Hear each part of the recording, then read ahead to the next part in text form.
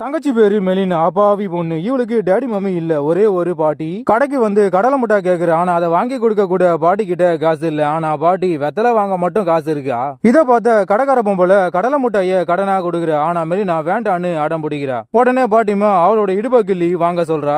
அப்போ கடைக்காரியோட புருஷன் அங்க வந்துட்டான். ஏண்டி, நானே கடன் வாங்கி தான் கடையே நடத்திக்கிட்டு இருக்கேன், நீ ரோட்ல போறவங்களுக்கு எல்லாம் கடனை கொடுத்துக்கிட்டு இருக்கேன்னு எரிஞ்சு விடுறான். ஆனா கடைக்காரி முறைச்ச முறையில அவன் ஓடியே போயிட்டான். மெலினாவும் மிட்டாயை வாங்கிட்டு பாட்டி கூட்டிக்கிட்டு வர இந்த ஊர் ஜனங்க மரத்துக்கடியில உட்காந்து காத்து வாங்குறான்னு பார்த்தா வேலைக்காக வெயிட் பண்ணிக்கிட்டு இருக்காங்க. மெலினா இதுக்கு முன்னாடி வேலையே செஞ்சதில்லை, அவளுக்கு இதுதான் முதல் நாள். அப்போ இந்த ஊரோட தலைவரும் அவனோட மகனும் வேலைக்கு ஆள் எடுக்கிறாங்க. ஒரு நாளைக்கு 2 ரூபாய், ஒரு வாரம் வேலை இருக்குன்னு சொல்லி தலைவரும் அவனோட மகனும் இவங்களை ஈதுகிட்டு போறாங்க.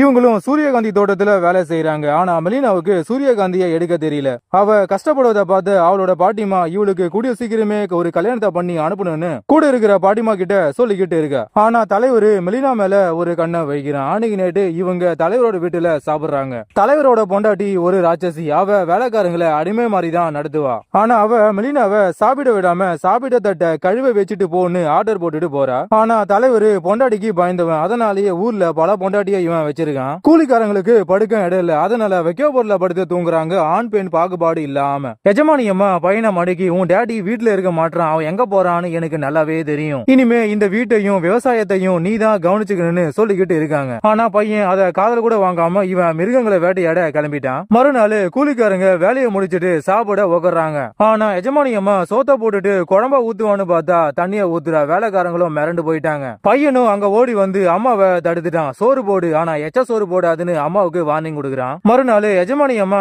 சமையல் செய்யும் போது கீழே விழுந்துட்டா. இனிமே அவளால நடக்க முடியாது. நைட்டு சோறு செய்ய ஆள் இல்ல. கூலிக்காரங்களும் வேலையை முடிச்சிட்டாங்க. தலைவரும் இவங்க செஞ்ச வேலைக்கு கணக்கு பண்ணி பணத்தை கொடுக்கிறான். ஆனா தலைவர் மெலினாவை போக விடாம, என் பொண்டாட்டியால இனிமே நடக்கவே முடியாது, அவளுக்கு குணமாகற வரைக்கும் நீ எங்கேயே தங்கி எங்களுக்கு சமைக்க முடியுமான்னு கேக்குறான். இவளும் பாட்டிய ஊருக்கு அனுப்பிட்டு தலைவரோட வீட்டிலேயே தங்குறா. தூங்கி எழுந்து வீட்டு வேலைகளை ஆரம்பிக்கிறா. இவ வெறுங்கால வேலை செஞ்சுக்கிட்டு இருக்கா. இத பார்த்த தலைவரோட பையன் செருப்பை கொண்டு வந்து கொடுக்கறான். முதலாளிக்கு என் மேல இவ்வளவு அக்கறையான்னு இவளுக்கு ஆனந்தமா இருக்கு.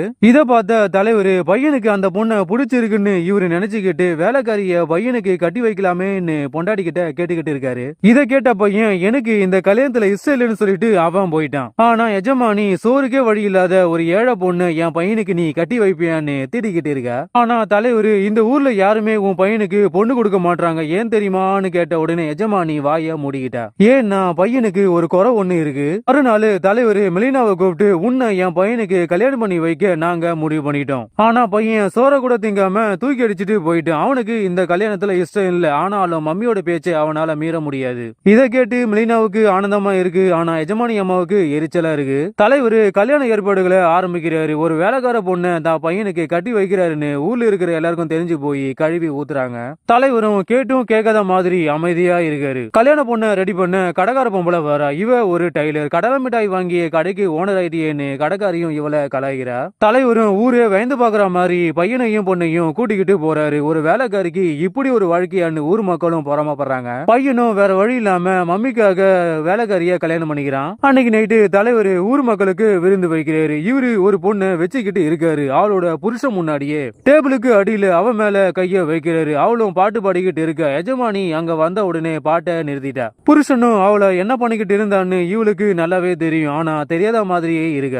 அன்னைக்கு நைட்டு முதல் இரவு. மெலினா தாகத்தோடு இருக்கு. ஆனா புருஷன் அவ தாகத்தை அணைக்காம விளக்க அணைச்சிட்டு தூங்கிட்டான். மறுநாள் எஜமானி அம்மா மெலினாவை மருமகளா நினைக்காம வேலைக்காரியா தான் அவ இன்னும் நினைச்சுக்கிட்டு இருக்க. காலையில எழுந்த உடனே வீட்டை கிளீன் பண்ணி சமைக்கும் போது, உன் மாமனாருக்கு சோத்துல உப்பு போடாது, அவனுக்கு ரோஷம் வரும், என் பையனோட துணியை துவச்சி போட்டு உன் துணியை துவச்சி போட்டு வீட்டுக்கு முன்னாடி போடாதுன்னு ஆர்டர் போட்டுக்கிட்டு இருக்க. இவளும் மாமியார் சொன்னதை கேட்டு வீட்டு வேலையை செஞ்சுக்கிட்டு இருக்கு. அப்போ வீட்டுக்கு வந்த பால்காரி இத பாத்துட்டா.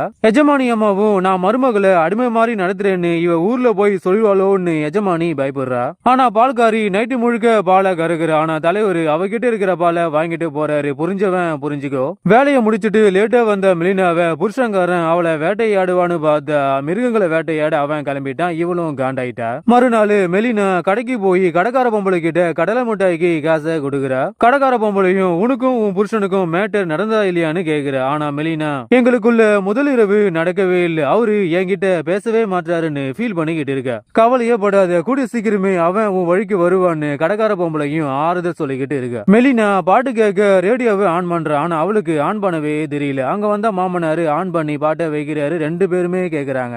அன்னைக்கு நைட்டு மாமியாரு நான் சர்ச்சுக்கு போறேன், அது வரைக்கும் வீட்டை கொஞ்சம் பாத்துக்கணும்னு சொல்லிட்டு இவ கிளம்பிட்டா. புருஷனும் வழக்கம் போல மிருகங்களை வேட்டையாட கிளம்பிட்டான். மாமனாருக்கு இன்னைக்கு நைட்டு எந்த பொண்ணுமே கிடைக்கல. அதனால சீக்கிரம் வீட்டுக்கு வந்துட்டாரு. அங்க மெலினா பாட்டு பாடிக்கிட்டு இருக்கா. அங்க வந்த மாமனாரு அவ சாப்பிட்டது வாயில ஒடிக்கச்சு. இவன் கையால வாய தொடைக்கிறா. இவளும் மிரண்டு போய் ஓடிட்டா. ஆனா மாமனாரு சமையல் கட்டிலேயே அவளை மடக்கி சம்பவம் பண்ணுறாரு. அவளும் தடுக்கிற. ஆனா முடியல.